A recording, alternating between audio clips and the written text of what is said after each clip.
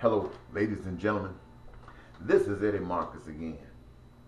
Today I was thinking about videos that I've seen over YouTube. And the videos are about the Illuminati. You know, we all are interested in things like that, and we do research and search and so on and so forth, and we run across all kinds of information that we don't know whether it's good or should I say true or not, but we hear it and see it. And when I think about the entertainers, the superstars,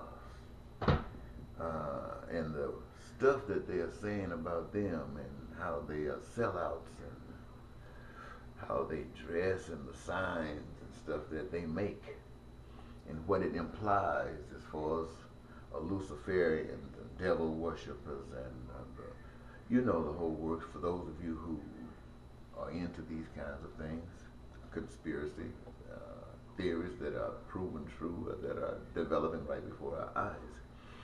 And so here we are in the middle of something like that. So what are we supposed to do? Just think for a moment. What are we supposed to do? What are we supposed to do? I look at you and I'm thinking, they say that you are just being used to reflect the devil. Well, I won't say any more about what they're saying. But here's what I want to say about that. I don't see you like that. I see you as hustlers. I see you as actors, trying to survive beyond the deprivation that's out here. And who really blames you? The truth of the matter is this. Perhaps some might think that the females, as gorgeous as you look and fine as you truly are, that you're being used as sex objects to be available to the powers that be at their disposal, and that they can use to manipulate you any way they desire. I thought about that, and I thought about the number of women out here that are not in show business, that their way of life is so low, so down, so unpleasing, that they would sell their bodies to get $100 bill. Heck, they sell it to get a 20, but $100 bill would do it simply. And think about that. How many men would give up their bodies with some fine lady for $100? Think about that. Now here all of a sudden, somebody wants to give you, because of open a door for you to do what you do, so that you can become superstars and get millions and millions of dollars.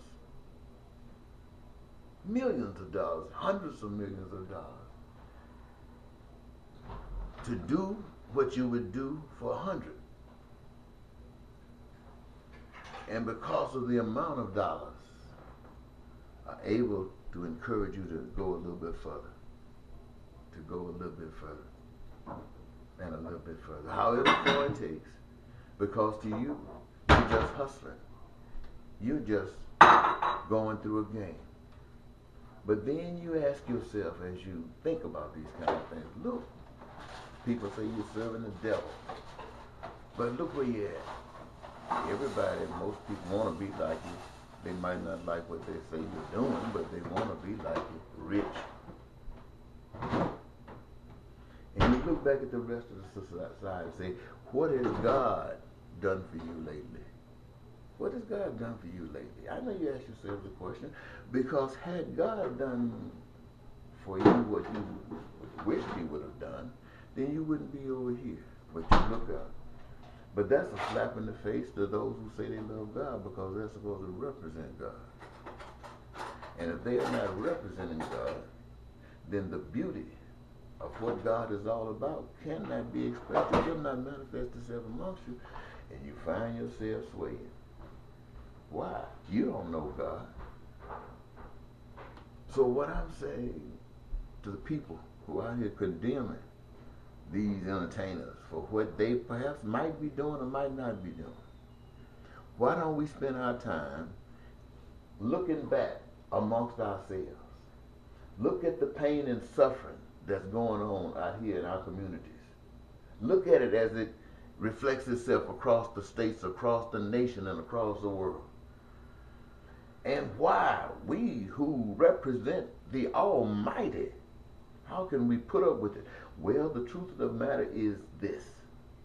Those who are lovers of God like that can't put up with it, but it won't be moved by taking advantage of the situation, coming out trying to lead somebody, trying to tell somebody, let's do something, because you might be able to find people that will follow you depending upon your persuasiveness, your charisma.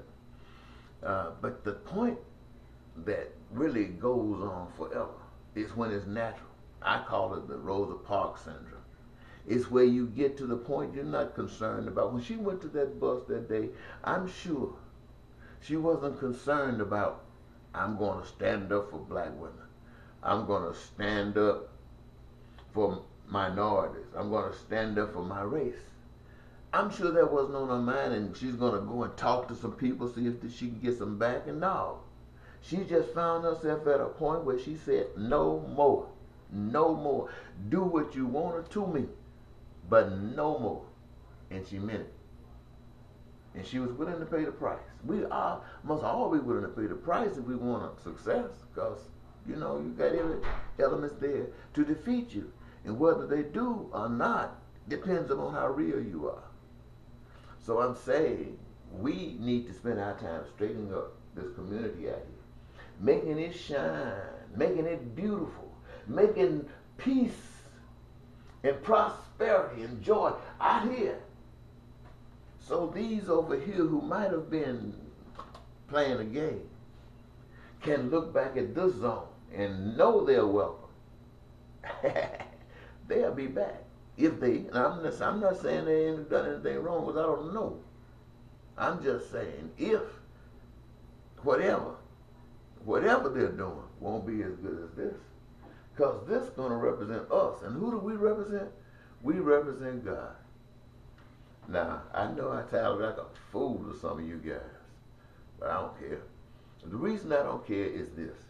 It's because this is something I want as well. There is no difference in me and God when it comes down to this. Baby, there's nothing like peace. There's nothing like being free. Bye-bye.